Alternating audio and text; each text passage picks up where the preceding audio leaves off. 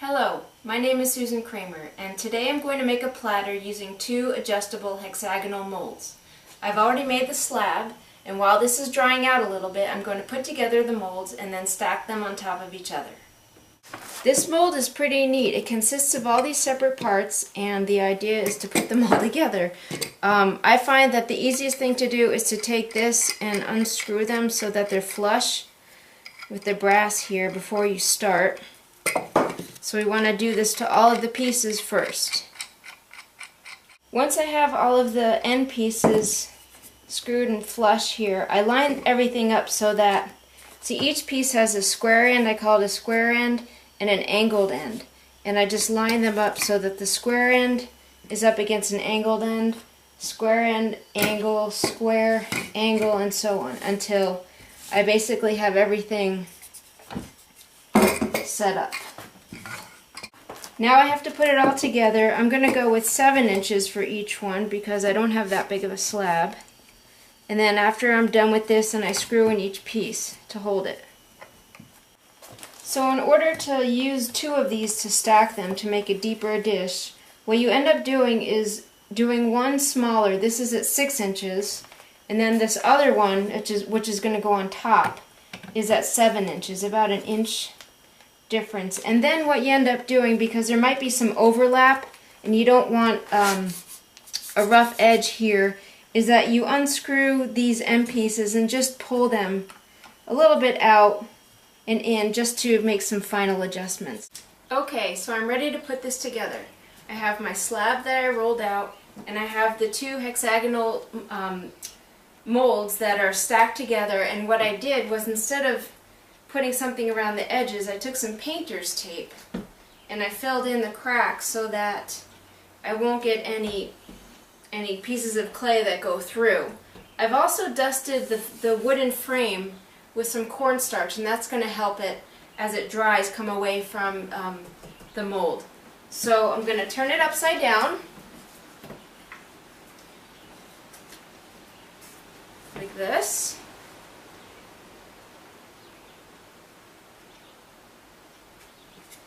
And I'm going to take this board, which I also sprinkled with cornstarch. I'm going to flip the whole thing, hopefully.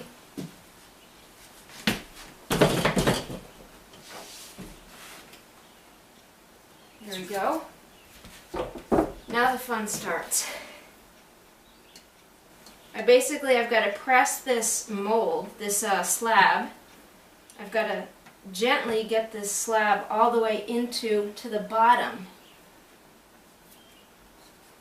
of the stack. What I was afraid was that my slab wouldn't be big enough.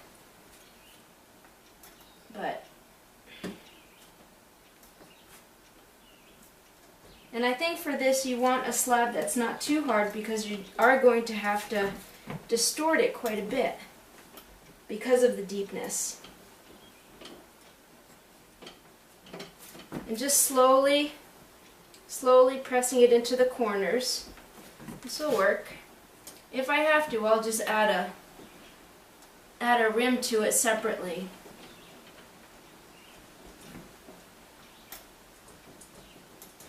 Alright, now I'm going to get some water. This I'm going to have to cut and join it.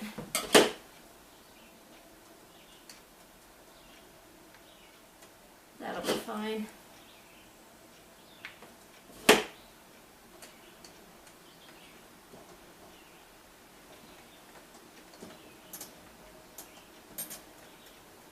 So I essentially have it pressed down in there.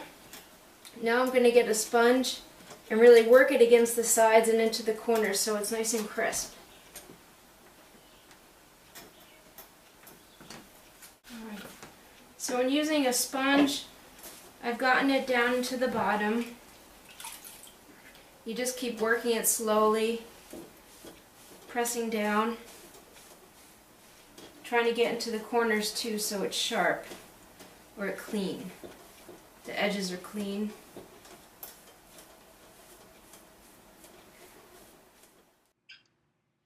At this point, I'm using tools to both clean up the piece and to put decorative finishes on it. I use the smooth roller to smooth down the rim, and then I take a ruler and a cutting knife to cut off the excess clay from the rim.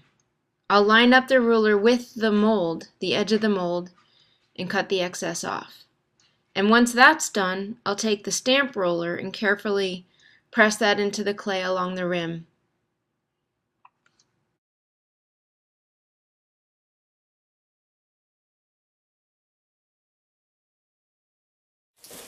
Alright, this has been sitting overnight, and I'm hoping that it's at a leather hard stage now so that I can work on cleaning it up a little bit. I had to add a little bit to the rim because my slab wasn't big enough. So I like to use the boards to remove things. I don't want to move this piece around too much because it still can warp. So the less I pick it up itself, the better off, and that's why I use boards to flip it around. It's a little awkward, but I think it works out for the piece better.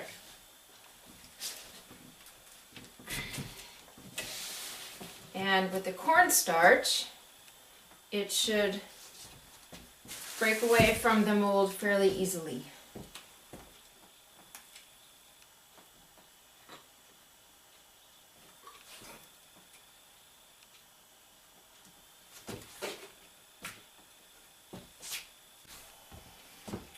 So I've loosened it up a little bit and lifted out. The tape stuck to it a little bit. You can see the bits of the cornstarch around. So the parts where I'll have to clean up are here on the seam, and then I added this part of the rim. So I'm going to clean that up with some slurry, and then it'll be set to dry.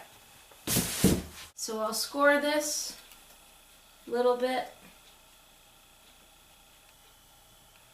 and I can feel that the clay is definitely still workable. That's important. You don't want it, you can't be too dry, otherwise you've lost the opportunity to make any modifications. And then this is some kind of thick stuff, thick slurry made from the same clay body. And I'll use it a little bit like mortar, fill it in.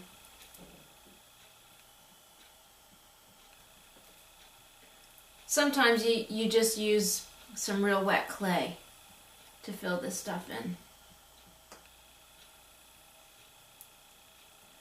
There.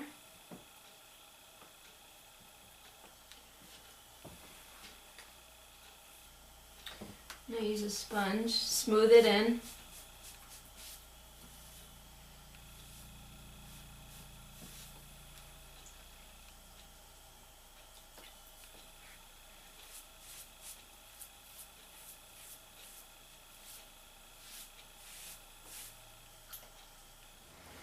Now I have my piece, it's bone dry, and what I'm going to do is sand off some of these rough spots here along the edge, and also the ridges here that were made by the seam between the two molds.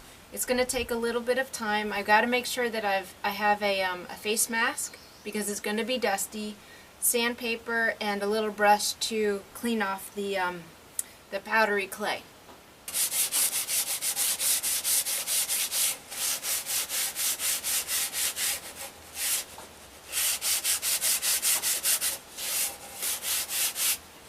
I've just finished doing the sanding. It took about 15 minutes to get all of the edges smoothed down. There's still little rough spots, but that's okay. It is a handmade piece. I am going to sponge it down to get some of the, the powder off. Just a couple of words that I did choose not to put on a foot. That's my choice, but if I was going to, I would have done that when it was leather hard.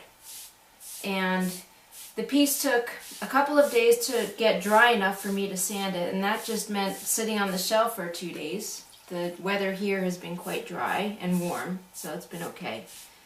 And I'm going to be bisque firing it to cone 06. And then after that I will use a Duncan Concepts glaze because I work with bold colors, and it's going to be glaze fired to cone 05. Just about finished here.